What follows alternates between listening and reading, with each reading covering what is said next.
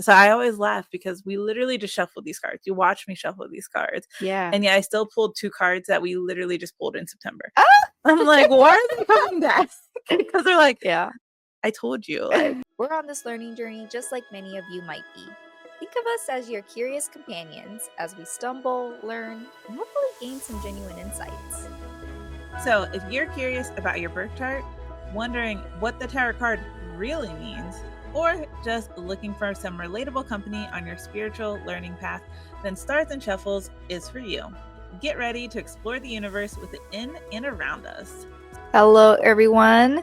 On this episode, we're going to do a focus on the rising signs and what September specifically brings for them in terms of the certain areas of their life that are going to be affected. Hannah will be doing a tarot spread where the first card will indicate what exactly it is that you need to let go of. The second card being what are the skills that you need in order to move forward, and invite in the third card of what is the solar eclipse bringing into your life. And yeah, so we're focusing around the rising signs for the eclipse season. Yes, for the eclipse season. Entering in September, because we will have a lunar and a partial solar. Yep. So time for some energy. So I'm going to be pulling just a mix, random. Yeah. We're going to see which rising sign we're going to focus on. That are Sagittarius. That is Sagittarius rising. That's crazy. The universe is saying, bitch, get ready. It's like, you need this right now. You need to know. All right, I'm going to pull these real quick too. And then while you're talking, I'm going to kind of like do a little research on them to make sure. Okay. Yeah. So, like double teaming it. Yeah. So for the lunar and solar eclipse, with the lunar eclipse in Pisces, that is our 4th house, Sag risings. So that means that is our house of, family, parents, caregivers, foundations, the home. And so during this lunar eclipse, we're really going to be, thrown something related to that, related to our family. And this isn't just biological family. It could also be your like really close, friends or close people in your life that feel like family. And so you're going to have to focus on letting some unhealthy habits go. It may mean that, you're overcommitting to some family obligations that aren't really serving you. I've definitely been on that boat where I like to overcommit and show up for, everybody, not just my close family, but my close friends as well. And it gets stretched thin sometimes. So it's, having to really build a solid foundation so that you're not just, depleting yourself as you're trying to show up in that world. It could also be that you're no longer supposed to serve a role that you were serving. I definitely, I've been in that boat where, I've had to put some boundaries in place when it came to finances with my family. And so that may be something that you're experiencing where you kind of have to put some boundaries with your families and close friends of, maybe financial obligations, time obligations, whatever has to do with that realm, something you have to let go of. I would say it's more so, habits and any external obligations that world is, bringing on you that's not really helping or serving you. Yeah, and that's your lunar eclipse. Yes, and that's the lunar eclipse. Right, so that's our lunar eclipse for a rising Sagittarius. And what we pulled there for, what is a lunar eclipse telling me to kind of like go up? Yeah. And so, and not saying this is like let go, like, so let's not take it as literal.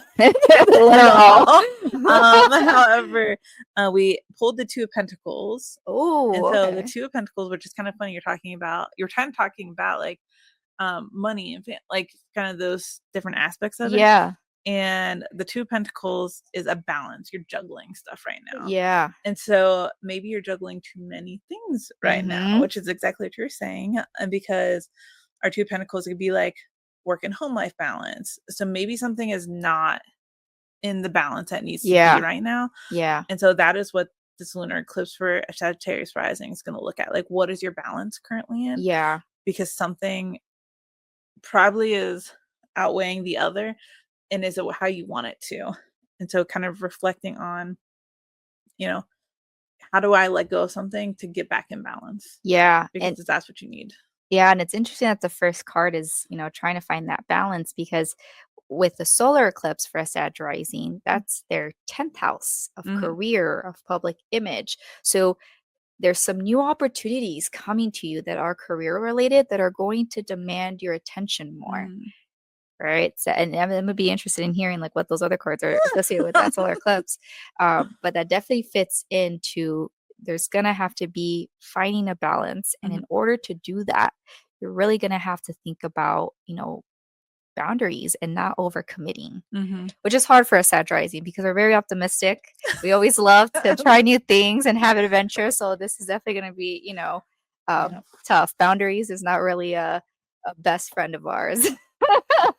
Yeah, I get it. Boundaries. I feel like boundaries can be hard for every rising, but I definitely can see that overcommitment sometimes when you want to be everything for everybody and just hang out with them. But if we move over, I know you haven't talked about solar yet, but it's okay. So I always laugh because we literally just shuffled these cards. You watch me shuffle these cards. Yeah. And yeah, I still pulled 2 cards that we literally just pulled in September. I'm like, why are they coming back? Because they're like, yeah, I told you, like, stop trying to find new answers. So I guess for, for a Sag rising, what skills do we need to, focus on? Okay, so that would be the jumped over to this one. That's how I pulled it was for the lunar, what's the solar bringing to us? Okay. And then okay, so the second one is what the solar's bringing to us. Okay, yeah. No, you're good. I was just like, well, we can skip over to it, but real quick, the solar, which is it's funny because we pulled the Hangman for week 3. Yeah. And for our solar eclipse, what is it bringing? It brought the Hangman back for us that shares right. It's like I told you, which again was just to reflect on what is happening around you right now. Like kind of stay like still, like pause. Yeah. And think. So that is what the Hangman is bringing us, or that's what the solar eclipse is bringing a Sagittarius rising again. Interesting. Is to pause, like look at what's happening around you and maybe not jumping straight into like things and like that. Yeah, especially for our, our career and how we're showing up in our workplace. I was gonna say, how does the solar? Yeah, because that's more so what the solar eclipse is bringing some sort of event where it sounds like it's pushing us to really pause and reflect on how we want to be seen in the workplace. And it sounds more that it's not necessarily going to be, financial related. I mean, if that's the case, if you do get a, new job or whatnot, that's awesome. Sag risings, happy for you. It may even be that, they need to leave that job in order to find that career that they do want to find that spark. So I could definitely see how whatever event is coming our way for that 10th house, we're really getting pushed to like think about it, reflect on it, try to maybe even come up with, you say, like not a long-term plan, but how does this align with my long-term goals that I have for my life? Maybe.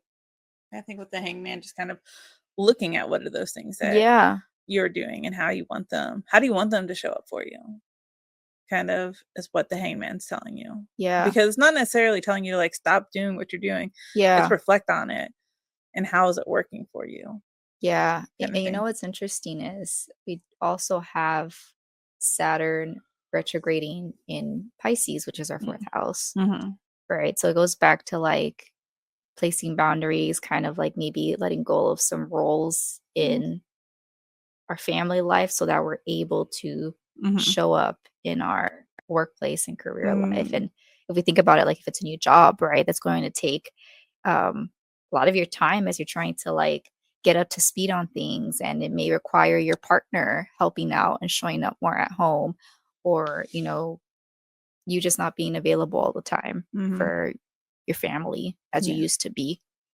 I was like, which goes back to the lunar eclipse telling you like, hey, Find some balance. you need to find some balance right now. But we go into the skills now. So again, we got our Page of Pentacles that we had in September, but now it's reversed. And so when it's reversed, I was like, it was just there in my head. Like, but we also, so 2 fell in that one. So we got the Page of Pentacles reversed, as well as the 7 of Wands. 7 of Wands not reversed. So our Page of Pentacles, when he is reversed, we're talking about, coins, money, material things, things like that. And so we need to be more cautious.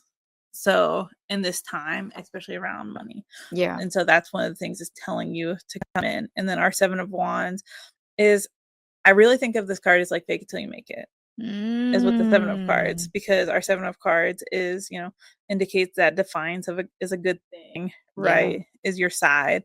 So go ahead and fight for a good fight. Stand up for what you believe. Ooh. And so like matched with our Page of Pentacles is where I'm like, okay, fake it till you make it. You need to be cautious with your money, but have the confidence to go get it. Yeah. And so that is kind of those skills I'd say that is bringing in, or the skills that you need to kind of get through, these lunar eclipse seasons. Be cautious with how you're spending and maybe letting stuff go, or what you're bringing in. Don't just buy everything that you want in that moment. Be more cautious. But you have the confidence. Go out and get those things, especially, the hangman telling you to pause and look. Yeah. But once you figure out what you want, like, fight for it. Yeah. So. Wow, that definitely goes with the themes of, at least in your career and workplace, as you're opening yourself up to whatever it is that, the solar eclipse is bringing your way. You really have to make that courageous decision making, right? And like putting your foot down, because it may be that you gotta negotiate something. Yeah. Yeah. So, and it could be like, so we look at coin or the pentacles as coins in a sense. Yeah. And so we definitely think of them as money. It could be really anything. Yeah. Like any material thing that's coming in, so those earthly possessions, those things that, you can negotiate your time, negotiate your resources, negotiate. It's honestly, it applies to everything, not just physical money. Yeah. So all those things there. So, and then just fight for them. So fight for those things that you want after the solar eclipses kind of let you sit back and look, which like we pulled the hangman for September as a whole. Yeah. And so as a Sagittarius rising, it's really telling you like lean into that right now as you go into that solar eclipse. And so, okay. Yeah. All right. Do we want to pull another one? Because that was, okay, so looking at time real quick. We're at 28. We started at 16, so it took us 12 minutes. Okay. Yeah. Not bad. So, yeah. Do we want to do another one? I think we should do another one. Yeah. Kind of see what the time looks like. I'm going to shuffle these. Maybe we'll actually get some new cards.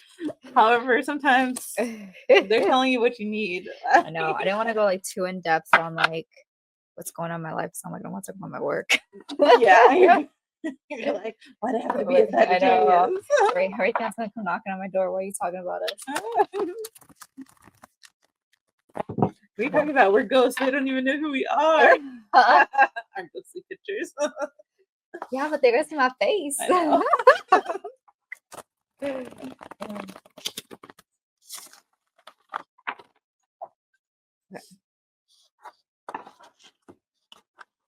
gonna pull. I'm still pulling now. Who this? Is this Taurus? I think it's Taurus. Oh, Taurus, or is that Aries? I thought Aries was. Yeah, I think that's Taurus, because Aries is a little ram. Could have been Aries rising. That's that the ram? I thought this was, yeah. Or is that Capricorn? Shit. No. Oh yeah, there's this one, the little ram. Yeah, that's Aries. Yeah.